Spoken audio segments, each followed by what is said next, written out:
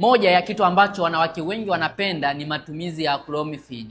Clomiphene ni dawa nzuri sana ambayo ina support kupevusha mayai ya kike ili aweze kubeba ujauzito. Na mara nyingi ambao nimeweza kuwasaidia hii clomiphene, wengi wao wamebahatika kuzaa watoto mapacha. Inasaidia mwanamke ambaye anapitia changamoto ya kushindwa kubeba ujauzito, hilo jambo la pili. Lakini pia faida ya clomiphene inasaidia mwanamke ambaye anapitia changamoto za kushindwa kubeba ujauzito. Yawezekana ametumia uzazi wa mpango, kufanywa upasuaji, umewahi kupata changamoto ya infection PID sugu. Hii itakusaidia kwenda kupevusha mayai na kutibu chanzo kinachofanya mayai yako yanashindwa kupevuka. Lakini clomiphene ni dawa nzuri sana, kwani ina sifa moja. Unapotumia clomiphene inaenda moja kwa moja hadi kwenye homoni ya mwanamke ambayo estrogen, kwenda kuipush na kuifanya kazi mara 3 zaidi ya ufanisi wa kazi yake ya awali kama hujatumia clomiphene. Ndio maana clomiphene ina faida kubwa sana kwa mwanamke ambaye anahitaji ujauzito, hasa